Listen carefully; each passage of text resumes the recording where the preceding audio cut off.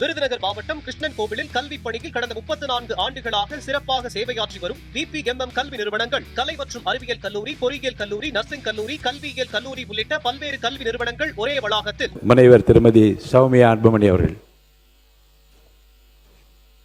மாண்புமிகு பேரவைத் தலைவர் அவர்களே, மாண்புமிகு முதலமைச்சர் அவர்களே, மாண்புமிகு சட்டமன்ற உறுப்பினர்கள் அனைவருக்கும் வணக்கம். நீட் தேர்வு பற்றிய இந்த தீர்மானத்தை பாட்டாளி மக்கள் கட்சி ஆதரிக்கிறது. மாண்புமிகு மக்கள் நல்வாழ்வுத்துறை அமைச்சருக்கு இந்த விஷயத்தை தெரிவிச்சுக்கிறோம்.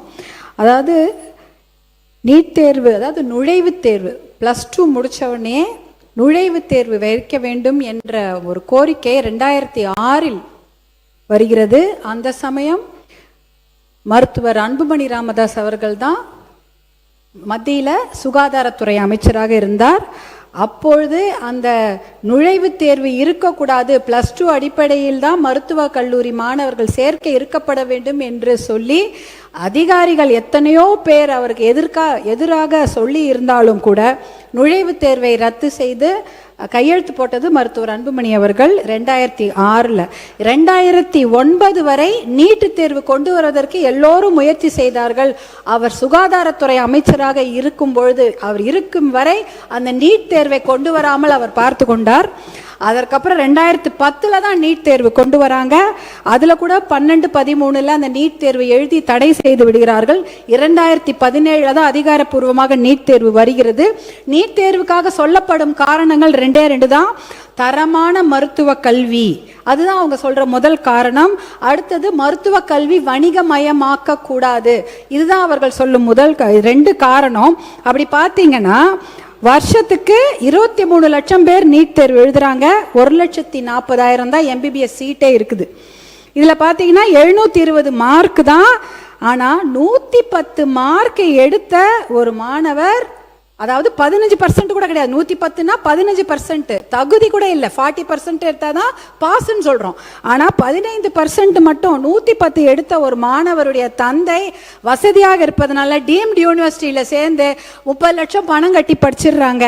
ஆனால் 590 மார்க் எடுத்த ஒரு விவசாயியுடைய மகனோ மகளோ MBBSல இடம் கிடைக்காம வருஷத்துக்கு கவர்மெண்ட் சீட், பிரைவேட் காலேஜில் கவர்மெண்ட் சீட்டோடைய விலை 5 லட்சம் தான்.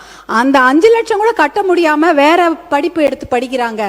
அதே பார்த்தீங்கன்னா 50,000 ரேங்க், ஃபர்ஸ்ட் ரேங்க் செகண்ட் ரேங்க்னு சொல்கிறோம், 50,000 ரேங்க் எடுத்த ஒரு மாணவர் அவங்களால MBBS படிக்க முடியல.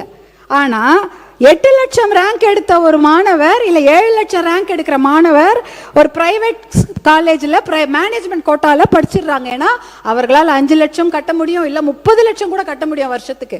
இதனால ரெண்டுமே எதற்காக இந்த நீட்டை கொண்டு வந்தாங்க? தரமான மருத்துவ கல்வி.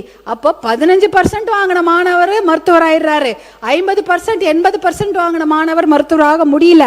வணிகமயமாக்கப்படுவதை தடுக்க வேண்டும். நாங்க அப்போ கூட 30 லட்சம் 5 லட்சம் கட்டக்கூடியவங்க எல்லாம் சீட் வாங்கிடுறாங்க. அதை விட அதிகமான கொடுமை பார்த்தீங்கன்னா நீட் தேர்வுக்காக படிக்கக்கூடிய அந்த அந்த பயிற்சி கட்டணம் 1.5 லட்சம் கோடி ரூபாய். அது மிகப்பெரிய வணிகம் இன்னைக்கு கல்வித்துறையில் நடந்து கொண்டிருக்கிறது. இதெல்லாம் பார்க்கும்பொழுது பார்த்தீங்கன்னா இந்த 2 காரணமே அடிபட்டு போயிடுச்சு. அதனால நீட் தேர்வு என்பது கண்டிப்பாக தேவையில்லை. சமூக நீதிக்கு எதிரானது நீட் தேர்வு, அரசு பள்ளி மாணவர்களுக்கு எதிரானது நீட் தேர்வு, தமிழ் வழி கல்வி பயிலும் மாணவர்களுக்கு எதிரானது நீட் தேர்வு, ஏழை மாணவர்களுக்கு எதிரானது நீட் தேர்வு, கிராமப்புற மாணவர்களுக்கு எதிரானது நீட் தேர்வு. இந்த நீட் தேர்வு தேவையில்லை. இதுலயும் பாத்தீங்கன்னா நாலேஜ் பேஸ்டே கிடையாது, எல்லாமே எக்ஸாம் பேஸ்டுக்கு தான் படிக்கிறாங்க. அறிவு சார்ந்த ஒரு படிப்புக்கு இங்க இடமே கிடையாது.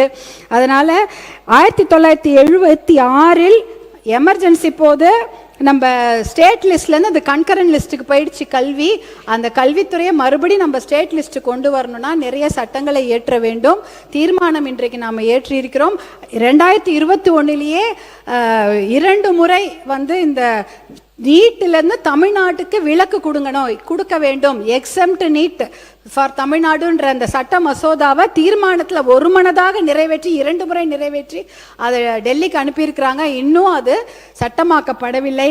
அதற்கு நாம் உரிய தரவுகளை கொடுத்து மறுபடியும் அதை சட்டமாக்க கொண்டு வர நாம் எல்லோரும் ஒன்றாக முயற்சி செய்ய வேண்டும். இதோட 500 குழந்தைங்க போயிட்டாங்க நீட் தேர்வில். தமிழ்நாட்டில் மட்டும் 50 குழந்தைங்க செத்து போயிட்டாங்க.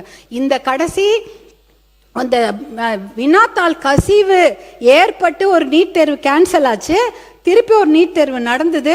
அதற்கு இடையில 13 குழந்தைகள் உயிரை மாய்த்து கொண்டார்கள். இனிமேல் ஒரு குழந்தை உயிர் கூட போகக்கூடாது. அதனால இந்த நீட் தேர்வு தமிழ்நாட்டுக்கு தேவையே இல்லை. நாம் எக்ஸம்ஷனும் வாங்கணும், சட்ட மசோதாவை சட்டமாக்க நாம் அனைவரும் ஒன்றாக பாடுபடும் என்று கூறிக்கொண்டு மாண்புமிகு மக்கள் நல்வாழ்வுத்துறை அமைச்சர் கொண்டு வந்த இந்த நீட் தேர்வுக்கு எதிரான அந்த தீர்மானத்திற்கு பாட்டாளி மக்கள் கட்சி முழு ஆதரவை தெரிவித்துக் கொள்கிறது. நன்றி, வணக்கம்.